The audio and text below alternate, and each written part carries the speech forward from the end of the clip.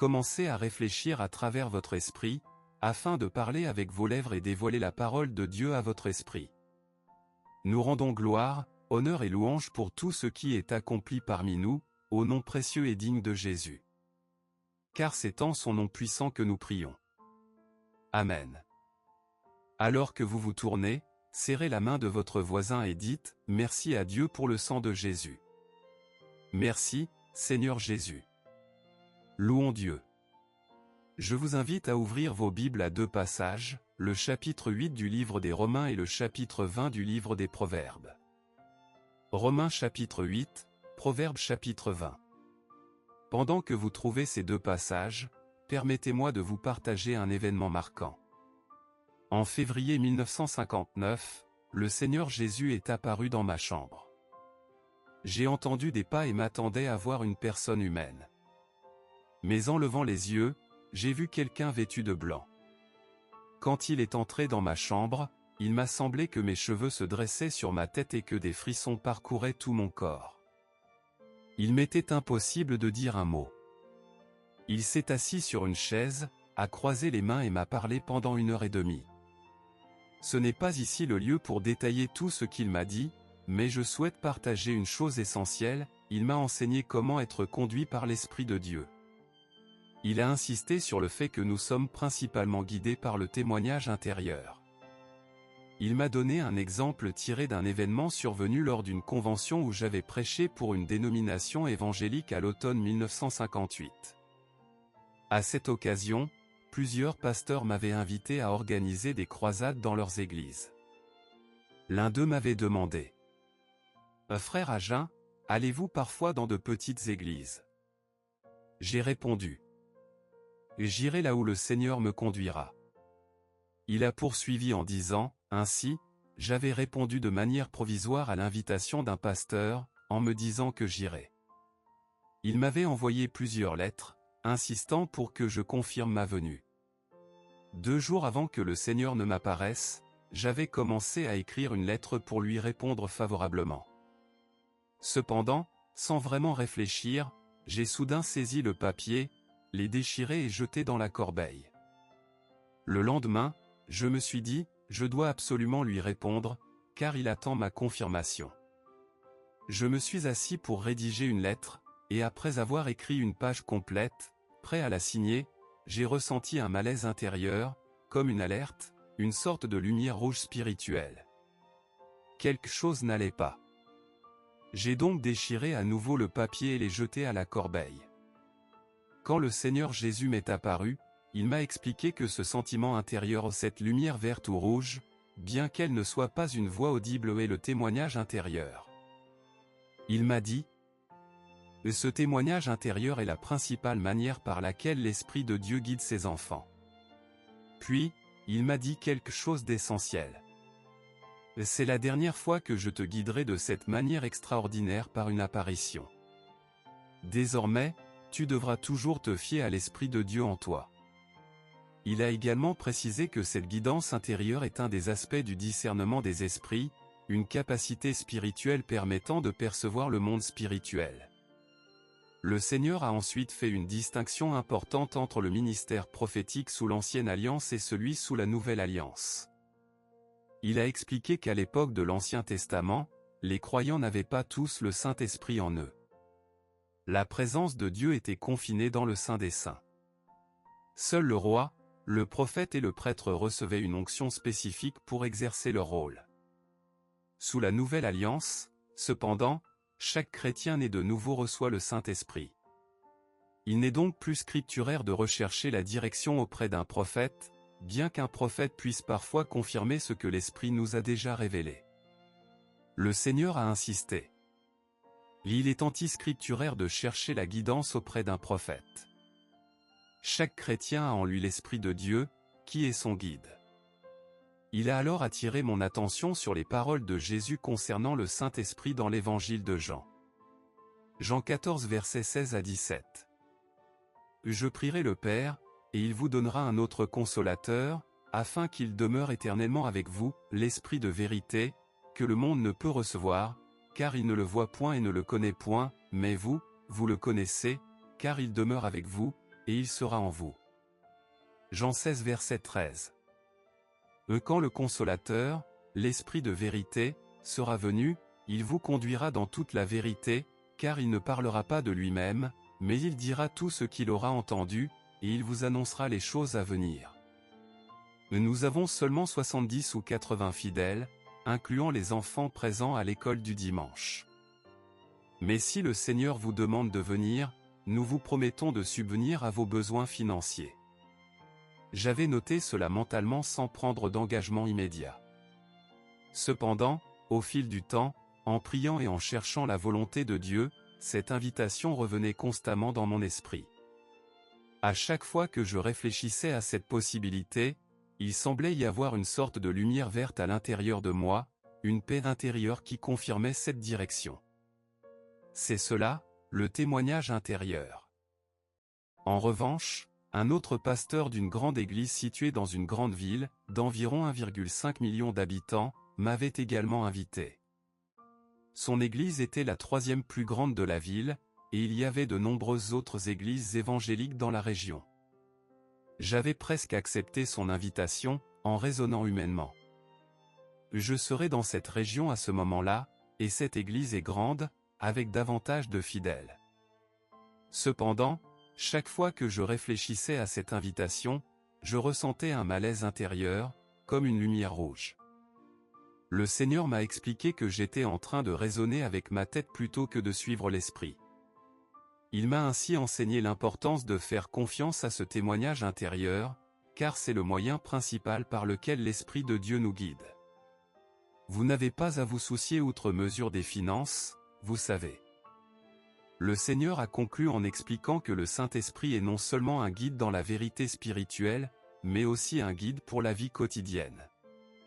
Le mot grec parakléto, traduit par consolateur, signifie également aide, conseiller et assistant. L'Esprit Saint est notre guide parfait, toujours prêt à nous diriger si nous nous confions à lui. L'Esprit Saint est également notre avocat, notre intercesseur, notre soutien. Alléluia, gloire à Dieu. Il est aussi notre force et notre guide. Pensez à ceci, que fait un conseiller? Il nous guide, nous oriente. Alléluia. Je réfléchis souvent à combien de temps et d'efforts les chrétiens pourraient économiser s'ils croyaient vraiment à la Bible et pratiquaient la parole de Dieu. Cela éliminerait 99% de nos besoins en conseil humain. Amen. Nous avons déjà le meilleur conseiller en nous, le Saint-Esprit. Et pourtant, lorsque nous nous tournons vers des hommes pour obtenir de l'aide, il est probable qu'ils ne fassent que partager leur opinion, fondée sur leur propre compréhension humaine. Mais, gloire à Dieu, nous avons un guide intérieur. Chaque chrétien possède en lui ce guide. Nous devrions apprendre à le connaître davantage, à nous familiariser avec sa présence et à lui faire confiance. Alléluia, louange à Dieu. Maintenant, ouvrons la Bible dans Romains, chapitre 8. Observez le 14e verset. Car tous ceux qui sont conduits par l'Esprit de Dieu sont fils de Dieu.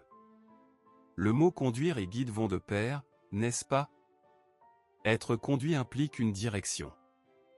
Ceux qui sont fils de Dieu doivent s'attendre à être conduits par l'Esprit de Dieu. Puis, regardons le 16e verset. L'Esprit lui-même rend témoignage à notre esprit que nous sommes enfants de Dieu. Jésus m'a dit. Mais tu me vois ici, et tu entends ma voix. De la même manière qu'un prophète de l'Ancien Testament, appelé voyant, pouvait percevoir des réalités spirituelles, je te parle maintenant. Il a ajouté. Je veux que tu te rendes dans cette petite église. Une des raisons pour lesquelles le Seigneur voulait que j'aille dans cette église était que la moitié de la congrégation n'avait pas encore reçu le baptême du Saint-Esprit. Il m'a dit, va et impose-leur les mains afin qu'ils soient remplis de l'Esprit. Je me suis donc rendu dans cette petite église, qui comptait environ 70 à 80 membres, enfants inclus. Là-bas, 14 enseignants d'école publique faisaient partie de la congrégation, dont 2 directeurs d'établissement. Grâce à l'obéissance à l'Esprit de Dieu, ces 14 enseignants, y compris les 2 directeurs, ont reçu le baptême du Saint-Esprit. Alléluia. Fait intéressant, cette petite église m'a offert des honoraires 2 fois supérieurs à ce que je recevais habituellement, simplement à travers une offrande d'amour. Obéir à l'Esprit de Dieu ne mène jamais à la déception. Amen. Ensuite, il m'a dit: je te dis de partir maintenant dans cette direction, mais écoute-moi bien, ne va pas dans l'autre église. De plus, sache que je ne te guiderai plus jamais de cette manière. Depuis ce jour, il ne m'a effectivement plus jamais conduit ainsi. Il a ajouté: je vais désormais te guider comme je guide tous les autres, par le témoignage intérieur. Apprends à écouter ce témoignage intérieur. Si tu apprends à l'écouter, 2 choses se produiront. Il m'a dit: premièrement, je ferai de toi un homme riche. Je ne suis pas opposé à ce que mes enfants soient riches, ce que je désapprouve, c'est qu'ils soient cupides. Amen. J'ai répondu: Amen. Lorsque Dieu dit qu'il vous rendra riche, cela ne signifie pas nécessairement devenir milliardaire. Être riche signifie avoir une provision abondante, un plein approvisionnement. Alléluia. J'ai dit: Alléluia. J'ai fait de mon mieux pour suivre ce témoignage intérieur. Je ne prétends pas y être parvenu à 100%, mais je pense être assez proche, à environ 95%. Grâce à cette obéissance, Dieu m'a béni avec une abondance de ressources. Au cours des 2 dernières années, ma femme et moi avons eu le privilège de donner entre 40 000 et 50 000 $ à divers ministères, y compris le Rhema Bible Training Center. Gloire à Dieu. Je me souviens qu'à l'époque où le Seigneur m'a donné cette promesse, je ne possédais même pas assez pour acheter un vieux poulailler délabré. Vous pourriez ne pas comprendre cette expression, mais c'est une manière de parler dans notre région. Cependant, Dieu est fidèle. Un jour, le Seigneur m'a dit quelque chose d'important. Beaucoup de mes enfants attendent des manifestations spectaculaires pour être guidés, mais il manque ce qui est surnaturel. Il a continué. Parfois, je guide de manière spectaculaire, mais c'est rare. Ce que mes enfants doivent comprendre, c'est que le témoignage intérieur, cette direction subtile du Saint-Esprit, est une manifestation surnaturelle. Ceux qui sont conduits par l'Esprit de Dieu sont fils de Dieu. Ainsi, en suivant ce témoignage intérieur, nous avons été conduits là où nous sommes aujourd'hui.